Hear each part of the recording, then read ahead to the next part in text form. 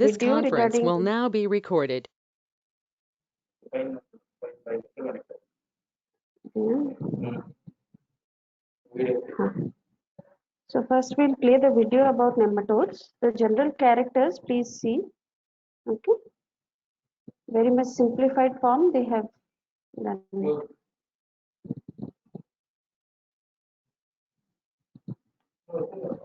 వచ్చిందా అక్కడ ఇది పెద్ద చేయండి Rajesh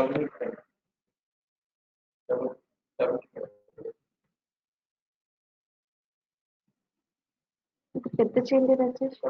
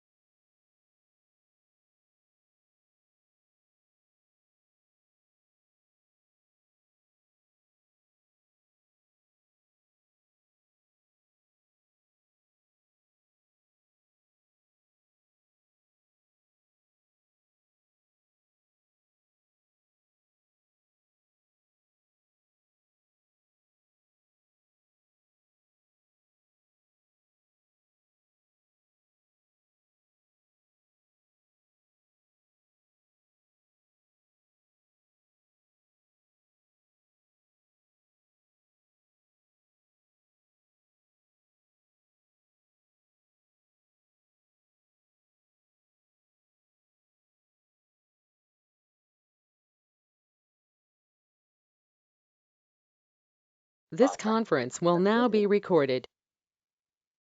Bond with triploplastic nature. General characters are nematoda, one outside, and others are free living in soil or water. Example, Rhabditites. Body is long, cylindrical, without segmentation. Nematodes రఘుగారు number of cells or nuclei. నేను class లో ఉన్నాను Body of రఘుగారు nematodes slender, Okay. cylindrical, unsegmented, resistant cuticle. Body wall contains longitudinal muscles, circular muscles around. Body cavity is pseudo-sealed. Epidermis is syncytial. Local body cilia are absent. Some have ciliated gastrodermal cells. Element of the mouth is simple structure. Mouth at anterior end, anus at posterior end. Digestion is both extracellular and intracellular.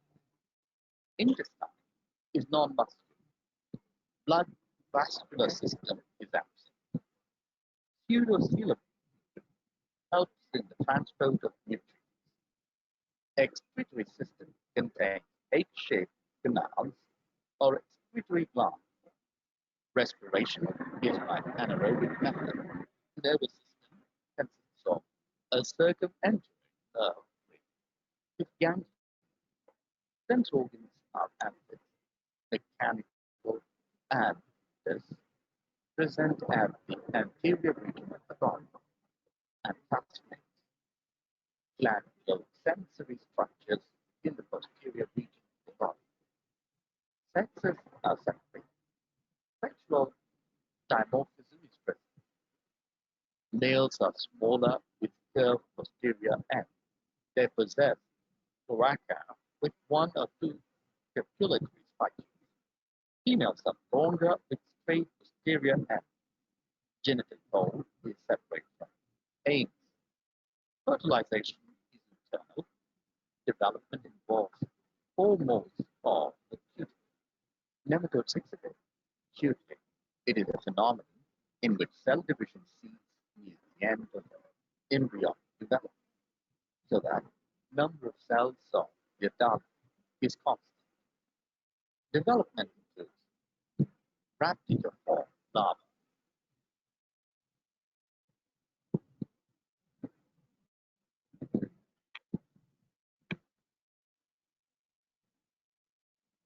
Okay. So now am I audible? We'll go to the PPT. We'll discuss about the general characters of nematodes and then a little bit about Ascaris lumbricoids. Is it audible now? One of you can just unmute and say so that I'll know. Yes, ma'am. Okay. So we'll go to nematoda. Okay. So nematodes are very much everywhere. Like we can find them as in the environment, in the human body. So we'll basically discuss about the pathogenic nematodes today. Okay. So basically they are known as roundworms. So what we have discussed in the previous class is that there are basically three types of helminths. One is platyhelminths, which can be either cestodes or trematodes. So those both are flat. Okay, platyhelminths from plate. You can remember that they are flat. Okay, so platyhelminths are either trematodes or cestodes. Cestodes are like tapeworms. So they are very long and they are segmented and they will be having different segments and they'll be flat. Whereas trematodes will be leaf-like worms. So those are cestodes and trematodes. Whereas nemathelminths, that is nematodes, are roundworms. Okay, here you can see in the picture, they are basically more commonly known as roundworms and they have three basic body characteristics. Okay, and they are unsegmented. Here you can see that they have a round body and they are unsegmented and they are bilaterally symmetrical. Here you can see they are bilaterally symmetrical. In this picture, you can make out that they are bilaterally symmetrical and they are triploblastic. Triploblastic means they have three primary germ layers: the ectoderm, the mesoderm, and the endoderm. So three primary germ layers are present. Okay. So there are basically what type of support systems, that is they absorb oxygen through their skin in a process known as diffusion. Okay, so diffusion is in which oxygen will pass through the germ layers from an area of higher concentration to lower concentration. Then they have a hydrostatic skeletal system, that is there is a fluid filled cavity which is surrounded by muscles. Just now in the video they have discussed that they have longitudinal muscles but not circular muscles, and they have a fluid inside which surrounds the muscles, the surrounding muscles in, and the fluid will produce the movement. Okay, so basically they are known as tube within a tube, that is inside there will be the coelom and outside there will be the germ layers. So what will happen is it will appear like a tube within a tube. So they have a digestive system, they have a complete digestive system which is not present in other helminths. So here you can see that they have an alimentary canal which runs lengthwise throughout the body, and it can be divided into three parts, that is the stomodeum, the intestine and the proctodium. So the stomodeum has the mouth and the lips, the buccal cavity and the esophagus, okay, the pharynx or the esophagus. So then the intestine functions by digesting, absorbing water and nutrients, and by eliminating the residues of digestion. Okay, the proctodium serves as the anus and is where the waste is excreted. Okay, so here you can see they have a nervous system also. The nervous system is very much highlighted here in this picture. They have a nervous system which has a set of neuronal processes that run lengthwise throughout the body. Here you can see throughout the body they have the nervous system. Okay, if you know the general characters of any type of worms, so it will be easier for you to write down whether it is Ascaris, whether it is Wuchereria, whether it is something else like strongyloids. So it will be easier for you to understand the chapter. So that is why the general characters are important for you to remember. Okay. So then they have neurons that have a cell body known as a neurocyte. So a group of neurocytes is called a ganglion. Here you can see many ganglia also for the body. They're there. So these ganglia connect to the nerve ring which surrounds the esophagus. So here you can see then there is the esophagus which is surrounded by the nerve ring. So they reproduce, they have both males and females. So unlike the trematodes and the cestodes, there you have seen that those are hermaphrodites, whereas here the males and females are separate. And always remember in parasitology, always the females are larger than the males. The females will be larger than the males, and the males will be smaller, and they have a bent tail for holding the female during copulation. So during copulation, the spicules are inserted into the genital pore, enabling the amoeboid sperm to crawl into the spicule. So what you'll find is there can be embryonated eggs or unembryonated eggs. That means the unembryonated eggs may not that much be developed. So later on they may be developed. So what are the defense mechanisms? They have a cuticle. There is a flexible outer covering which acts as an exoskeleton which allows the nematode to maintain internal stability. So it is formed by the secretion of the hypodermis, and it is a thin cellular layer. The hypodermis is a thin cellular layer which underlies the cuticle, and the cuticles functions as a barrier. It is a sensory array and acts as a hydrostatic skeleton. And it provides protection to the internal structures which are there. And it detects changes. So in the environment also, whatever changes may be there. Yes. Ma'am, the slide is not visible, ma'am. It got stuck near the video. Slides are not visible. No, ma'am. Okay, let me open the slides once more. I'll open it. Is the video closed now? Is the video closed now or not? Now what screen can you see? Okay, it has got stuck. Yes, it has got stuck here. So I'll try to stop sharing then and again.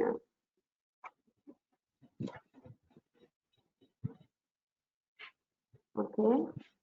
Now did it cancel? No, ma'am. Let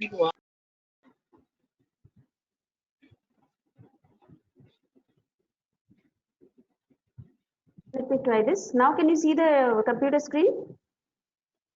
Yes, ma'am. Now Yes, can you ma'am. see the computer screen? Okay. So now I'll open the Yes, ma'am. PPT again. Just tell me if there is a problem. Okay. I don't know why. I think jammers are also there today, so maybe because of that there is some problem.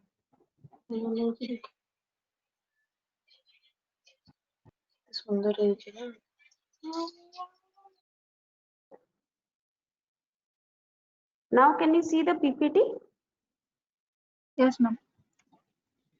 Okay.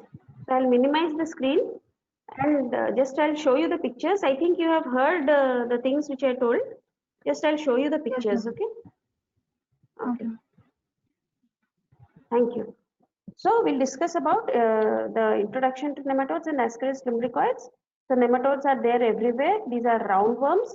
So you have understood that they have three basic body characteristics. They are unsegmented. They don't have any segments. They are bilaterally symmetrical and they are triploblastic. That is, they have three primary germ layers: the ectoderm, mesoderm, and the endoderm. Okay. So they absorb oxygen through their skin in a process known as diffusion, and the oxygen will pass through the germ layers, and there is a hydrostatic skeletal system, that is a fluid filled cavity is there which is surrounded by muscles. There are no circular muscles, there are only longitudinal muscles. So the longitudinal muscles and the fluid will provide the movement. So commonly they are known as tube within a tube. Okay. So then they have a digestive, they have a complete digestive system. The alimentary canal is there. There are three parts of the alimentary canal: the stomodium, the intestine, and the proctodium. So the stomodium consists of the mouth and lips and the buccal cavity and the pharynx. And there is the intestine which digests, absorbs water and nutrients and eliminates the residues of digestion. Okay, the proctodium serves as the anus. Okay, so here you can see the nerve ring. So here you can see the ganglia, and there is a complete nervous system which is there. So neurocytes are there, nerve cells are there, which then there are the ganglia, and a group of neurocytes is known as a ganglion. And then this ganglion will connect to the nerve ring which surrounds the esophagus. Here you can see so many ring-like structures are there, the ganglia are there. So those things you can see. Okay, so there are males and females both. So these are not hermaphrodites. There are both males and females. The male will have a bent tail for holding the female during copulation, and there the amoeboid sperm will crawl along, and the eggs which will be formed may be embryonated or unembryonated. That means they may yet to be developed.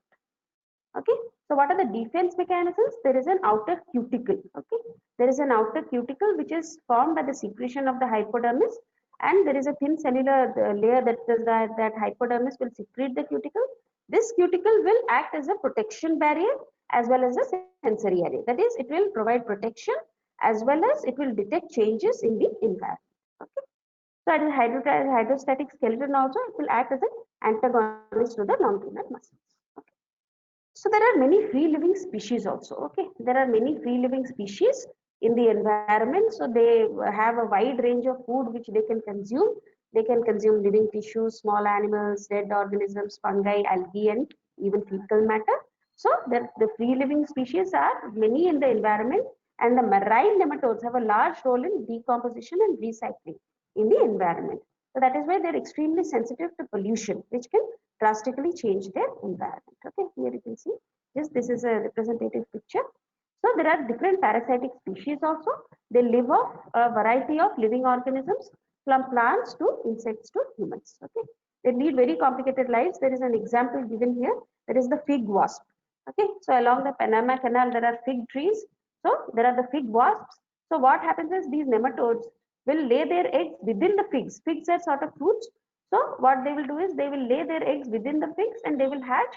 Once the female fig wasp will also emerge. Okay, so then the nematode will penetrate the body cavity of the female wasp and then slowly consume the wasp from the inside to the outside. So what will happen is when the female wasp will land on a newly developing fig, again the wasp will die, but the life cycle for the nematode will begin anew. This is just an example of how different and how miraculous many life cycles of many nematodes can be. Okay. So some fun facts, like they are the most abundant multicellular organisms, and some of them can undergo cryptobiosis. In cryptobiosis, they can alter their metabolism in response to a drastic environmental change. For example, if freezing is there or extreme heat is there, they will shut down their bodies and wake up once the conditions are habitable again. And how large the biggest nematode ever recorded was is Placentotema gigantissima. It was a little over 27 feet long, but there are very small nematodes also. This Placentotema was discovered inside the placenta of a sperm whale, and nematodes can be as small as 0.01 inches also. Okay, so they can be found in places like Antarctica and oceanic regions. So now you can understand the importance of nematodes in our lives. So not only they are multicellular, not only they are roundworms, but they can be present in the environment. They can degrade different things in the environment. That is why they are important for us. Okay. So one handful of soil also can contain thousands of roundworms. So now basically little bit about Ascaris lumbricoids we'll discuss. Only the important points we'll discuss. After we finish the class, please go through the textbook. It only 1 or 2 pages may be there in the textbook about Ascaris. It is very, very less, and you can understand and remember about the chapter. So Ascaris lumbricoids is basically known as the roundworm of man. Okay, it is the largest of the intestinal nematodes which parasitize humans, and it is the most common worm which is found in the human. It is worldwide in distribution and most prevalent throughout the tropics, subtropics, and more prevalent in the countryside rather than in the city. So sanitation plays a big role in this, and that is why developing countries they have a more number of these roundworms. Okay. So the adults are cylindrical and in shape, and they are creamy white or pinkish in color. The females, as usual, I told you in parasitology, females are always larger than the males. The females averages about 30 to 25 to 35 centimeters in length, and the largest can be up to 49 centimeters. The male is smaller, which averages of 15 to 31 centimeter in length, and is distinctly more slender than the female. There are typically curved or curled tail with a pair of sickle-like copulatory spines, which is present in the male. On the tip of the head of these organisms, there are 3 lips. So these are the 3 lips, which is arranged like a Chinese word. So I'll show you the lips also. It is like this. Okay. So like 3 A's, 2 A's on bottom and 1 A on the top. So they have a complete digestive tract. The reproductive organs are tubular, and the male has a single reproductive tubule. And the female has 2 reproductive tubules, and the vulva is ventrally located in the posterior anterior 1/3 of the body. So here you can see the genital girdle in the female. So this is the genital girdle. Okay, this is the genital girdle. This is the female. So here you can see these are larger in size, and these have tapered ends. So both ends are tapered. So this is the adult worm. Here you can see the male is smaller than the female, and here you can see the curved tail also. The curved tail part of the male you can see. Okay, so these are the 3 lips. So just now we were talking about the Chinese letter.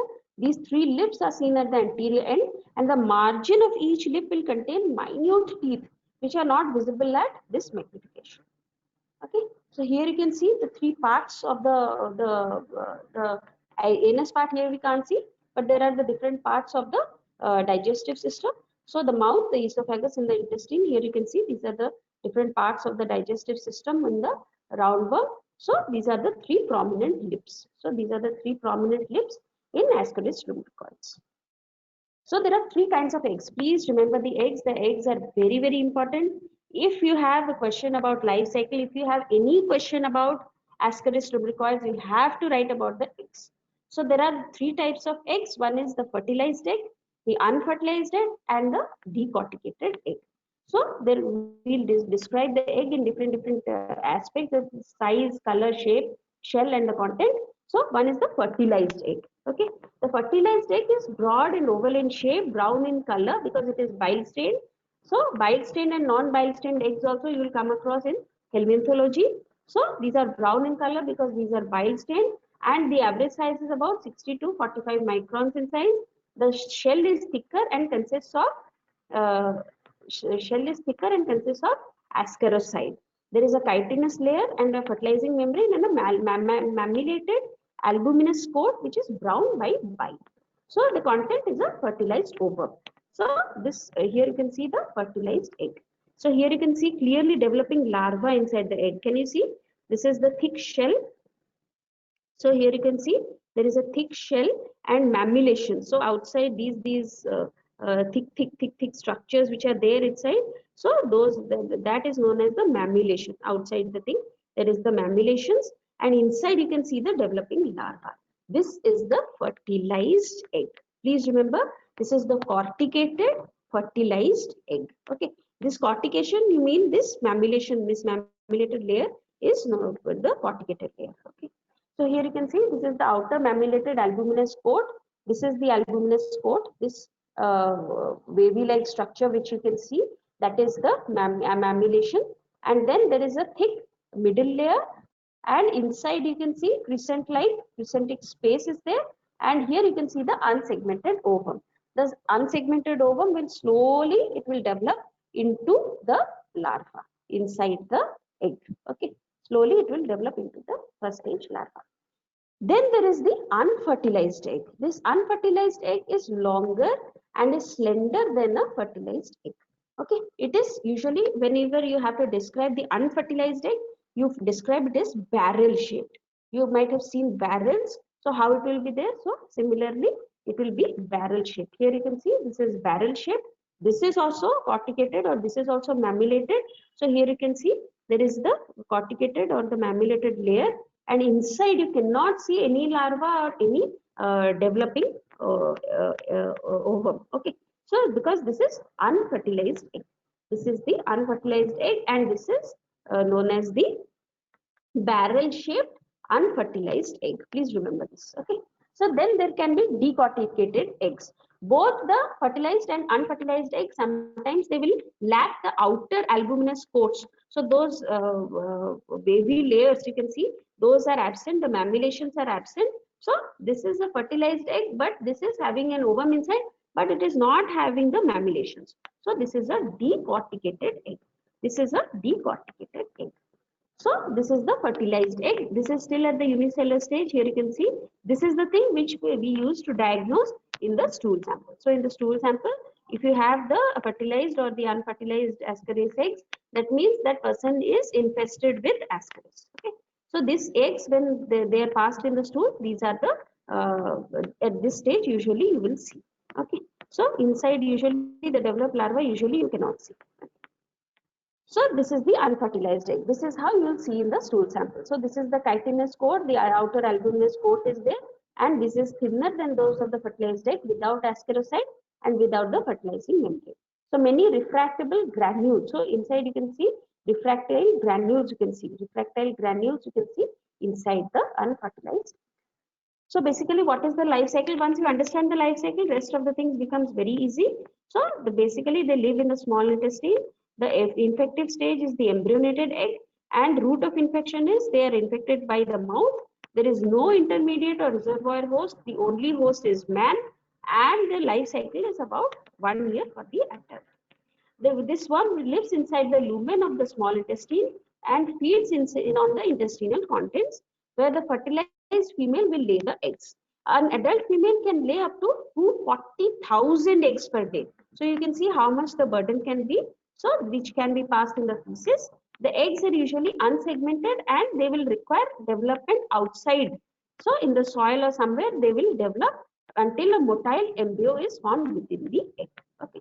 So the females will lay the egg in the small intestine and the eggs are passed out through the feces. And once they are passed out in the feces, suppose the contaminated soil in those places, moist, humid places. So there what will happen is after 14 days, the L1 larva, the first stage larva will develop in the eggs. Then there will be the L2 larva, that is the second stage larva. It will develop after 1 week. And if you ingest the eggs which are contaminated in raw foods or fruits or vegetables, which are contaminated with eggs, then you will get the infection. Then the eggs will hatch inside the small intestine, and the L2, that is the second stage rhabditiform larva. Please remember the names. This is known as a rhabditiform larva. This rhabditiform larva, what it will do is directly it will not grow into the adult in the intestine. Please remember this step. So what will happen is they will penetrate the intestinal wall. They will enter into the portal bloodstream. They will penetrate the intestinal wall. They will go into the portal bloodstream. They will migrate to the liver. Then they will go to the heart, and from the right heart into the lungs in 1 to 7 days. And then it will molt twice to become the fourth stage larva. So in the lungs, they will molt. So you can see that it is covering so many organs inside the human body. So from the intestinal wall, the second stage larva, it will penetrate, it will enter into the portal bloodstream.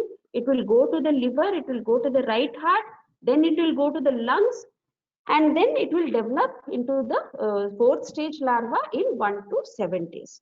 So it will molt twice to become the fourth stage larva.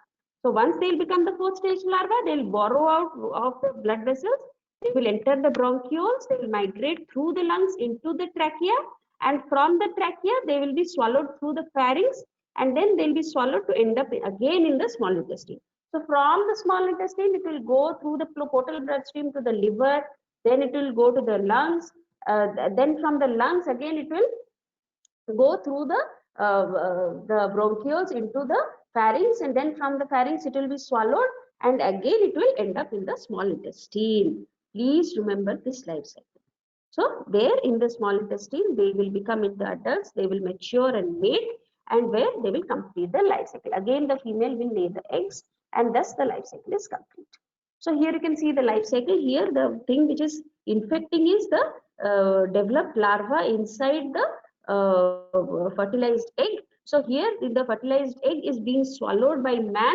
So once man will swallow that thing directly, it will go to the small intestine, and in the small intestine it will not develop directly into the adults, but it will go through the intestine again into the liver, from the liver into the heart, from the heart into the lungs, from the lungs again it will migrate up through the bronchioles, through the trachea, it will go up, and then it will go to the pharynx, then again it will be swallowed, again it will come back, and it will develop into the adults in the small intestine. So you can find the male and the female in the small intestine.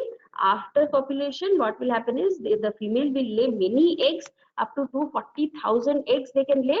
So you can see the corticated eggs. This is the fertilized egg, this is the unfertilized egg. So that fertilized egg will further develop. So again it will go on, the ovum will go on multiplying, and once it will multiply, it will develop into the first stage larva, and again it will be swallowed by man. Okay, so this is the complete life cycle. Here you can see what is happening is man, he is ingesting the eggs. So once he is ingesting the eggs, that is coming into the small intestine, and from the small intestine it is going through the portal blood vessels to the liver, then from the liver it is going to the heart, from the heart to the lungs, and from the lungs you can see here it is burrowing through the alveolar spaces. So it is going up through the bronchioles, it is going up into the airways, and then from the pharynx again it will be swallowed, and after swallowing it will go and develop in the small intestine. So the adults, they are maturing in the small intestine, again they will lay eggs. Okay, so please remember that the larva, just like that, they don't develop, so they go almost half of the body they are covering in that space of time. Okay, so they will feed basically on the semi-digested contents in the gut, and they can bite the intestinal mucous membrane, and can also feed on blood and tissue fluids. Okay, so here you can see once they are there in the lungs, you can see foreign body, if there is in the lungs, means there will be naturally some sort of syndrome. This syndrome, please remember, Loeffler syndrome itself is a question. So Loeffler syndrome is when the larva will be there in the lungs, you can have pneumonia, the patient can have cough and a bloody sputum. So here you can see in the larvae in the alveolar spaces. Okay, so that is known as the Loeffler syndrome. So once the migration of larvae in the lungs can cause hemorrhagic or eosinophilic pneumonia and cough, which is known as Loeffler syndrome. It can cause breathing difficulties and fever, and the complications caused by the parasite proteins, which are highly allergenic, that they can cause asthmatic attacks, pulmonary infiltration, and urticaria. So once they are there in the intestine, the adults are there in the intestine, they may be usually asymptomatic but can cause abdominal discomfort, nausea in mild cases, and malnutrition in the host, especially in children. If it is severe, especially in villages, you might have seen many children will be infested with roundworms, and suppose a mass of roundworms are there blocking the intestine, it may be fatal. Okay. So how to diagnose? You have to, confirmatory diagnosis is recovery of the eggs. So Ascaris pneumonitis also, you can search for the larva in the sputum, and intestinal ascaris is usually examined with the help of feces. You examine for the eggs. Okay. So the adults also, if the load is huge, they may be passed through the stool. So you can detect the larvae in the sputum also. The stool microscopy may be identified on direct stool examination, and eosinophilia, remember, eosinophilia will be definitely found in the case of parasitic infestation. You can find either the fertilized or the unfertilized eggs of the Ascaris in the stool. Okay. So you can take a direct fecal film. So simply you can take the direct fecal film, you take on a slide, you take a little amount of feces, you put on one end normal saline and you mix it, and on another end you mix it with iodine. So in both the mouths you search for the eggs. Okay. So many eggs you can find if the worm load is good. And brine flotation method, that is with the help of common salt. So salt method also you can saturate number of worms you can find. Okay. So recovery of adult worms also you can find if feces and vomit or tissues and organs from the humans which are infected with acid. Okay. So this is a simple life cycle, but you have to remember the life cycle, the enormous egg fraction you have to remember, and they are highly resistant to disease. Okay, so here you can see in the different parts of the world. So especially in developing countries, these are more. Okay. So how to prevent and treat? You have to give mebendazole and albendazole, sanitary disposal of feces, and hygienic habits, and help. Okay. So these are some cool pictures just want to show you. So these are the worms which will be reduced. And one of you just summarize what we discussed today. Can one of you summarize? When it comes to summary, people are leaving. Yes. Can one of you unmute? Reshma, roll number 128. Can you unmute and just discuss whatever you remember? You can tell so that I'll know whether I told correctly or not. You could hear properly or not.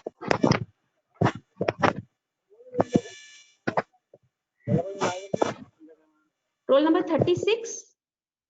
G. Vaishali or Varsha? Varsha, can you tell what you understood? Please unmute yourself. Yes, ma'am. Okay, Yes, tell. Okay, tell. We discussed about nematoda introduction and Ascaris, ma'am. Yes. Ascaris, okay, introduction body form, three basic body forms. Yes. Unsegmented form. Yes, they are unsegmented. Yes. And they are round segmented worms. round worms. Yes. Bilaterally symmetrical form and Very good. triploblastic form. Yes. Triploblastic contains 3 germ layers: ectoderm, mesoderm, and endoderm. Very good. And there are some support systems. Yes. Like hydrostatic skeletal system, and they absorb oxygen by diffusion from the skin. Yes. And complete, these contain complete digestive system, ma'am. Very good. Very good. They have a complete digestive system. And they contain 3 stomatodium, proctodium, and complete intestine. Yes. Stomatodium contain mouth and lips. Yes. Remaining part intestine, and proctodium is anus. Yes. It contains nervous system. Yes, it has a nervous system which has neurocytes. Neurocytes, which a group of neurocytes called ganglion. Very good. And they have they are not bisexual. They are not hermaphrodites. 2 different Very forms good. are present, male and female forms. Yes. Very good. And what will the male have? The male will usually have a curved tail, okay, in order to hold the female. Okay. And what are the different 3 types of eggs that we find in Ascaris? One is fertilized egg, unfertilized egg, and decorticated egg. Very good. Very good. So both the fertilized and unfertilized, both of them may be decorticated. Understood or not? If the mammillated layer is not there, they are decorticated. Okay. What is present in the fertilized egg, but what is not present in the unfertilized egg? Fertilized egg contain thick shell and protein coat, and yes, the ovum is there. Basically, the ovum will be there, which will basically divide and form the first larval And stage. Okay, as and okay. yes, if it is ingested by the human, then it will grow into the next larval stage. Larval. So now what will happen? Okay. Can you just describe the life cycle in short? Okay, ma'am. When the man ingests the fertilized egg, it will directly enters to small intestine, and Yes. from small intestine, it again migrates through the portal circulation. It again goes to lungs, heart, and liver, Very good. and again From the from the liver lungs. into the heart and again into the lungs. So what will happen in the lungs? Suppose the larvae are present in the lungs. What will happen? The lung from the lungs they enter to the tracheum. Yes. They will again migrate up through the bronchioles. They will go into the respiratory tract, and they will be swallowed through the pharynx, and again they will go where? Small intestine, Into ma'am. the Again small intestine. small and Again in the small they intestine, hatch. they Develop will into develop adult form. adult. Yes. And again they will Then start laying the eggs. fertilize. So what Okay. happens? What is the syndrome which is found in the lungs? Suppose if the lungs larvae are present, what is Loeffler it known syndrome, as? ma'am. Very good, very good, very Loeffler. good. So Loeffler It syndrome. is known. So it is known It is as Loeffler. characterized by pneumonia. Yes. It's characterized by Yes. pneumonia, cough, and bloody sputum. Very good, very good. So please remember Loeffler syndrome. Please remember the 3 different types of eggs. Please remember the life cycle and how to diagnose basically, Varsha. We diagnose by seeing eggs, ma'am. They Usually lay what the we do eggs. is we see the eggs. Okay, so there are 2 different types of stool preparations. Just in short, I told you. So one is the saline preparation, one is the iodine preparation. Okay, so in the saline preparation, we'll see the bile stained eggs. Okay, the bile stained fertilized egg, the unfertilized egg. In the unfertilized egg, some refractile granules will be there. Okay, but the ovum will not be there, and they may be corticated or they may be decorticated. Okay, so I hope everybody understood today's class. Yes, please prepare well for your exams. Okay, if you have any doubts, you can always contact, no problem. Okay, in the meanwhile, please stay safe. Okay, stay at home as much as possible. Take care of yourself and your family members. Okay, thank you for a wonderful session today. Thank you, Varsha. Please clap for Varsha in your own rooms only. Okay, because we are not there in the gathering now. So in your own rooms, please clap for Varsha. Okay, Varsha, very well done. Okay, thank you so much, everyone. Thank you, ma'am. Now I am closing. Okay, thank you.